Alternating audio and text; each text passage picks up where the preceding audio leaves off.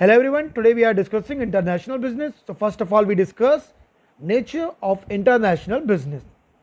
Involvement of two countries. So international business कब होगा जब minimum two countries involve होंगी business में. Payment in foreign countries currency. It means जब international business होता है तो जो पेमेंट होता है कोई भी गुड्स जब हम एक्सचेंज करते हैं तो उसका पेमेंट होता है वो कैसे होता है फॉरेन कंट्रीज करेंसी में. Legal procedure, lots of legal formalities are involve in international business. बहुत सारी लीगल फॉर्मेलिटीज इन्वॉल्व होती हैं. Restrictions, lots of restrictions are also involve in international business like licence, custom duty. बहुत सारी restrictions involve होती हैं when we are doing a international business. High risk, high degree of risk are involved in international business. Different languages. अब just अगर हम माने India और America एक दूसरे के साथ बिजनेस करना चाह रहे हैं तो डिफरेंट लैंग्वेज यूज होंगी. Clear? Reason for international business. तो क्यों ऐसा होता है कि लोग इंटरनेशनल बिजनेस करते हैं? Why people doing international business? अब उसके कुछ रीजन है, देख लेते हैं.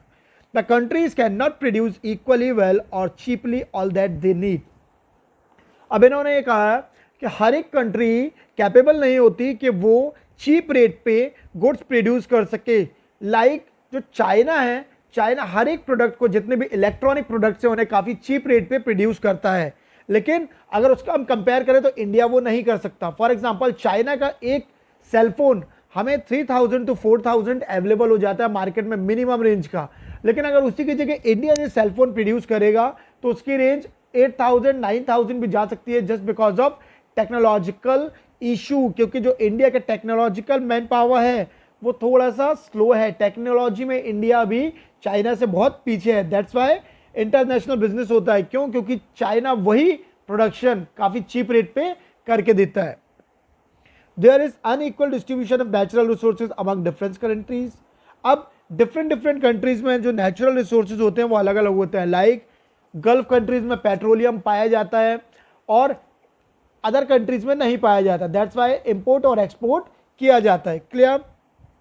Availability of different factor of production such as land, labour, capital, raw material differ among different nations. अब अवेलेबिलिटी अलग अलग होती है डिफरेंट फैक्टर्स की, like land, labour and capital और raw material. Difference in labour productivity and production cost due to socio economics. अब हर एक कंट्री में क्या होता है, जो लेबर कॉस्ट होती है वो अलग अलग होती है. That's why people doing a international business. There is not even a single country which is in a better position to produce better quality product at lower cost. अब हर एक कंट्री के लिए पॉसिबल नहीं होता कि वो जो भी प्रोडक्शन कर रहा है वो लोअर कॉस्ट पे करे. अभी हमने एग्जांपल लिया था इंडिया और चाइना का कि इंडिया में जो इलेक्ट्रॉनिकल प्रोडक्ट्स हैं उनके प्रोडक्शन पे काफ़ी ज़्यादा खर्चा हो जाता है, वो हाई कॉस्ट हो जाता है. दैट्स वाई हम मोस्ट ऑफ द इलेक्ट्रॉनिकल जो आइटम्स हैं, इलेक्ट्रॉनिकल प्रोडक्ट्स हैं, वो कहाँ से हम इंपोर्ट करते हैं? चाइना से. क्लियर?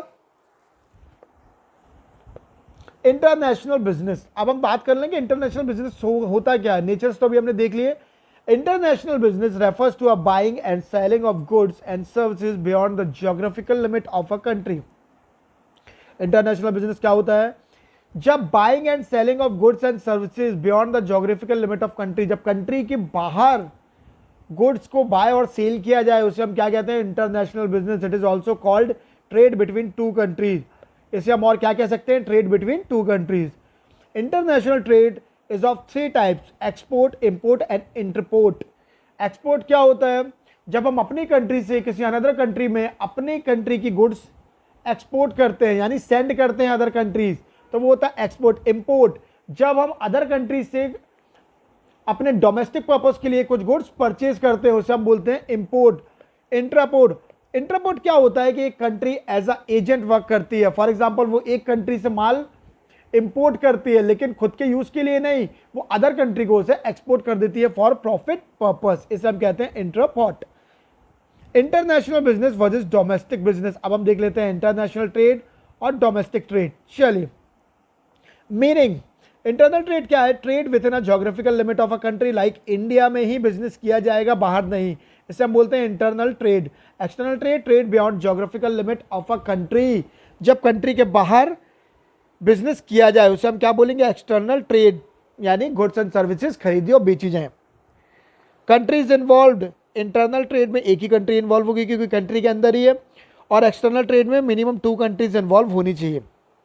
रिस्क, इंटरनल ट्रेड में कम रिस्क इन्वॉल्व होता है और एक्सटर्नल ट्रेड में high degree of risk involve होता है।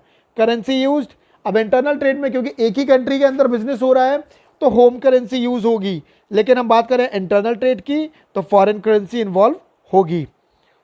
प्रोसीडर इन्वॉल्व्ड, इंटरनल ट्रेड की बात करें तो नो लॉन्ग प्रोसीडर और फॉर्मेलिटीज़, इंटरनल ट्रेड में बहुत ज़्यादा प्रोसीडर और फॉर्मेलिटीज़ नहीं होती, लेकिन एक्सटर्नल ट्रेड की बात करें तो long procedure and many formalities, बहुत ज़्यादा प्रोसीडर लॉन्ग होता है और फॉर्मेलिटीज़ भी बहुत सारी होती हैं। मोड ऑफ पेमेंट, अब पेमेंट का मोड क्या होगा इंटरनल ट्रेड में, कैश और चेक्स के थ्रू, लेकिन अब हम एक्सटर्नल ट्रेड की बात करें तो पेमेंट का मेड होगा bill of exchange, letter of credit और by bank. Legal rules and regulations, अब इंटरनल ट्रेड में लीगल रूल्स एंड रेगुलेशन कैसे होंगे, जो नेशनल लॉज यानी कंट्री के जो लॉज होंगे उन्हीं के अकॉर्डिंग चलेंगे, लेकिन एक्सटर्नल ट्रेड में इंटरनेशनल लॉज के थ्रू वर्क होगा। मोड ऑफ ट्रांसपोर्ट, रोड और रेलवे ट्रांसपोर्ट, अगर हम इंटरनल ट्रेड की बात करें तो ट्रांसपोर्ट कैसा होता है, रोड और रेलवे के थ्रू, लेकिन अगर हम एक्सटर्नल ट्रेड की बात करें तो ट्रांसपोर्ट होगा सी और एयर ट्रांसपोर्ट के थ्रू। क्लियर। कॉस्ट इन्वॉल्व, अगर हम इंटरनल ट्रेड की बात करें तो लो ऑपरेटिंग कॉस्ट इन्वॉल्व होती है, लेकिन अगर हम बात करें एक्सटर्नल ट्रेड की तो हाई ऑपरेटिंग कॉस्ट इन्वॉल्व होगी क्योंकि डिस्टेंस ज़्यादा होता है। तो स्टूडेंट्स, आई होप आपको नेचर और इंटरनेशनल ऑफ बिजनेस समझ में आया होगा, इंटरनल ट्रेड और एक्सटर्नल ट्रेड भी काफ़ी अच्छे से समझ में आया होगा। आगे के लेक्चर में हम कुछ आगे के टॉपिक डिस्कस करेंगे, तब तक के लिए थैंक यू।